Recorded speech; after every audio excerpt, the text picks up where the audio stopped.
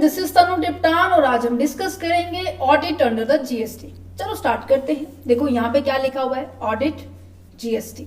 Audit का मतलब क्या हुआ है कि आपकी जो बुक ऑफ अकाउंट है ना, उसको चेकआउट किया जा रहा है कि उसके अंदर किसी भी तरह का एरर या फिर किसी भी तरह का फ्रॉड या फिर मैं कहूँ किसी भी तरह की मिस्टेक, कहीं ना कहीं मैं बात की जा रही है, उसके अंदर कमियां निकालने की बात की जा रही है। जो आपकी बुक ऑफ अकाउंट है उसके अंदर किसी भी तरह का जो एरर है जो कि आपकी फाइनेंशियल स्टेटमेंट को गलत दिखाएगी, उसको ढूंढने का काम होता है ऑडिट। क्योंकि देखो जो ऑडिट का जो सिलेबस है हमने कंप्लीट किया था, पता है सभी को, जैसे कि हमने सप्लाई चेन मैनेजमेंट, ऑडिटिंग की सारे जो सब्जेक्ट हैं ये कंप्लीट किए हुए हैं। सो उम्मीद करूंगी कि आपको ऑडिट का जनरल मीनिंग तो पता होगा, फिर भी मैंने आपको बता दिया इन शॉर्ट।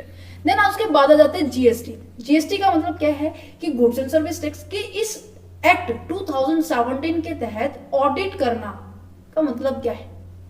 अब बढ़ते हैं यहाँ पर। इस पिक्चर्स के थ्रू आपको नजर आ रहा होगा कि आप क्या कर रहे हैं, एग्जामिन कर रहे हैं, आप ढूंढ रहे हैं जो आपको रिकॉर्ड दिया हुआ है ना, जो आपको रिटर्न दी हुई है उसके अंदर ये देखने की कोशिश कर रहे हैं कि जो टैक्सेबल पर्सन है जिसने ये और अपने रिटर्न को फाइल किया है ये ठीक है या नहीं।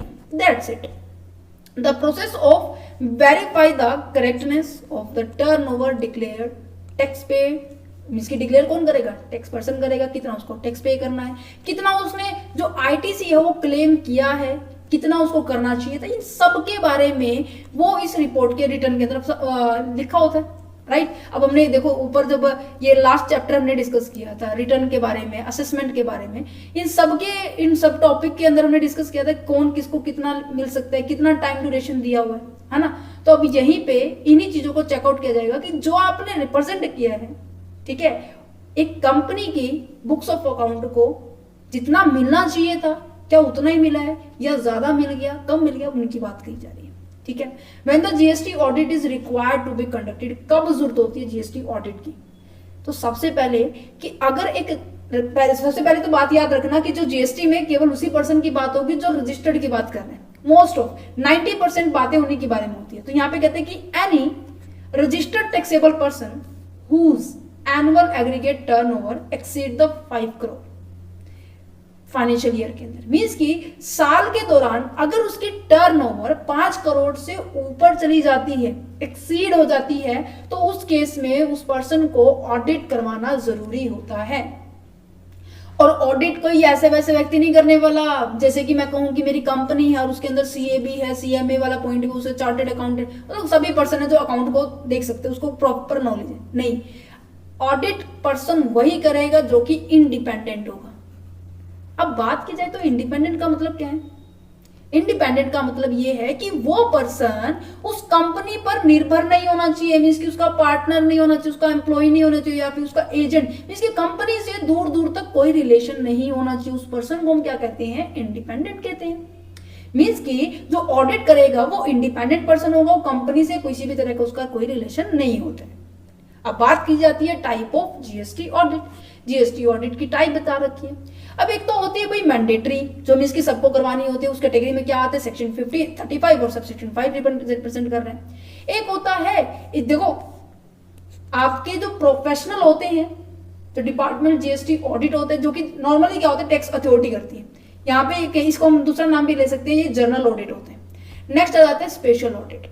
चलो वन बाय वन डिस्कस करते हैं, बिल्कुल छोटा सा टॉपिक है। मैंडेटरी ऑडिट क्या होता है कि ऐसे पर्सन को रिक्वायरमेंट होती है जिनकी जो टर्नओवर है एक्सीड करती है 2 करोड़ रुपए। Okay. And he is get to his account audited by the chartered accountant and the cost accountant. यहाँ पे याद रखना, अगर नहीं भी लिखा है ना कि इंडिपेंडेंट है, डिपेंडेंट है, तो भी आपके माइंड में यही होना चाहिए कि वो इंडिपेंडेंट पर्सन होना चाहिए।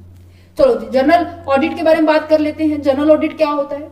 जनरल ऑडिट मोस्टली कौन करवाता है, किसके द्वारा की जाती है। एक कमिश्नर होता है, प्रॉपर ऑफिसर होता है जो कि ऑथराइज होता है, या फिर वो ऐसा पर्सन हो सकते हैं जो कि एक चार्टेड अकाउंटेंट या फिर मैं कहूंगी कॉस्ट अकाउंटेंट को अपॉइंट करने की उसके पास पावर होती है। क्या लिखा हुआ है, डन बाय द कमिश्नर और the any officer so authorised by him may conduct and the audit in any registered person for a financial year और द मल्टीपल ईयर।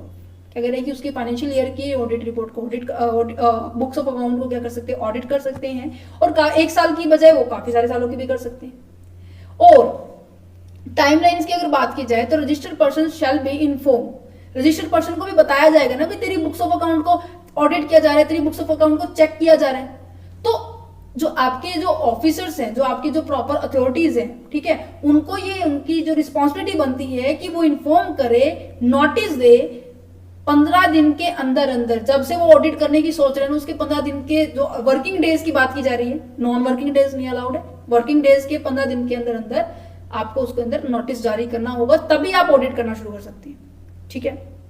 और हाँ, अगर किसी पर्सन ने, अगर मान लीजिए जो प्रॉपर ये उसको नोटिस भी मिल गया 15 दिन के अंदर अंदर, ठीक है, उसने ये भी कह दिया कि चलो जी कर लो, कोई दिक्कत नहीं, हमारी कंपनी में तो बिल्कुल क्लीन काम होता है ना। तो यहाँ पर जो प्रॉपर ऑफिसर है उसकी ये रिस्पॉन्सिबिलिटी बनती है कि वो जो ऑडिट है ना कंप्लीट करके 3 महीने के अंदर अंदर दे भाई, ठीक है। पहली बात तो ये आपको याद रखनी है, पहले तो 15 दिन के अंदर नोटिस देना है, notice not less than the 15 working, इसकी 15 सॉरी यहाँ पर 15 दिन से कम का नोटिस नहीं मिलना चाहिए, पहली बात तो ये। और जो आपको ऑडिट रिपोर्ट कंप्लीट करनी है, मींस की ऑडिट का सारा काम कंप्लीट करना है, वो 3 महीने के अंदर अंदर आपको क्या करना पड़ेगा, कंप्लीट करना पड़ेगा। इन केस ये टाइम पीरियड बढ़ भी सकता है, देखो टाइम पीरियड किसकी वजह से बढ़ता है, हर बार हमने डिस्कस किया है, हमारे कमिश्नर की वजह से, हमारी जो जीएसटी की काउंसिल उनकी रिकमेंडेशन के बेस पे गवर्नमेंट क्या करती है, उसको टाइम बढ़ा देती है। ये कहते हैं कि अगर वर्क क्या है, थोड़ा सा कॉम्प्लेक्स है, थोड़ा सा हेक्टिक है, ठीक है, उस सिचुएशन में ये कहा जाता है कि आप इस टाइम को 6 महीने तक मैक्सिमम एक्सीड कर सकते हो, that means total time period आपको 9 मंथ का ही दिया जाएगा। क्लियर है?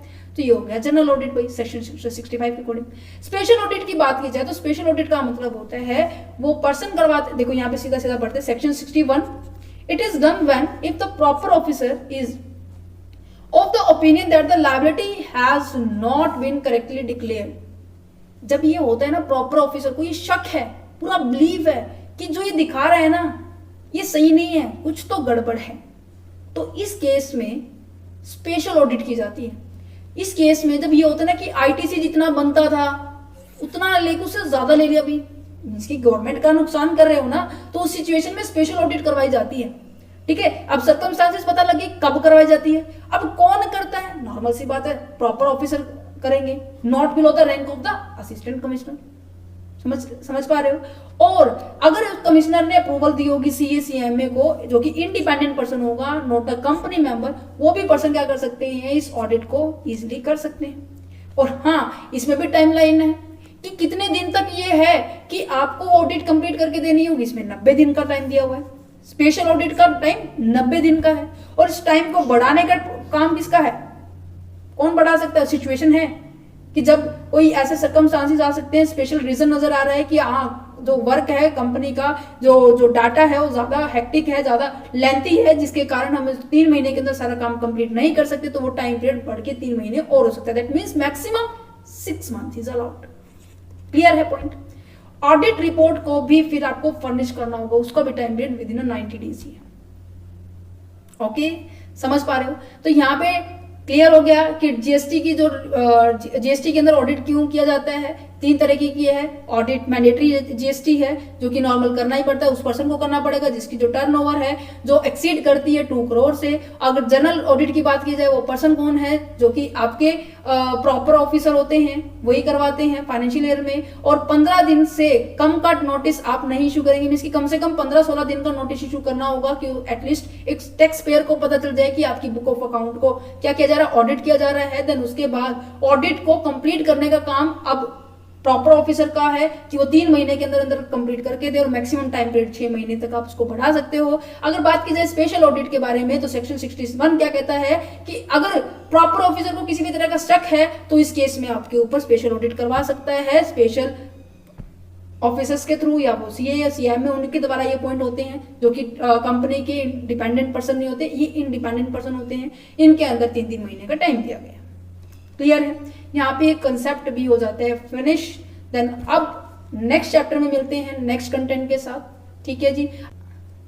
अगर आपको पीडीएफ चाहिए तो आप पीडीएफ भी ले सकते हैं, ₹9 आपको पे करने होंगे। अगर आप इंटरेस्टेड हैं तो आप WhatsApp number, email ID description में गिवन है, तो नोट्स के रिगार्डिंग आप टीम से कांटेक्ट कर सकते हैं, कैसे आपको इन नोट्स को आप एक्सेस कर सकते हैं। ओके, उम्मीद करूंगी जो ये सीरीज लेके आ रही हूँ मैं असेसमेंट की, जैसे कि हम इवन लास्ट चैप्टर से हम डिस्कस करते आ रहे हैं, ठीक है, फर्स्ट चैप्टर से डिस्कस करते आ रहे हैं, जीएसटी स्ट्रक्चर क्या है, ओवरव्यू क्या है, एडमिनिस्ट्रेशन क्या है, ठीक है, levy collection, taxable event, even MCQ question भी, composition scheme, time of supply, integrated जो हमारा सेक्शन है, चैप्टर 9 है nature of supply, place of supply, value of supply, registration, इन सब के ये जो वीडियो है आपको बहुत मदद कर रही होगी, ठीक है।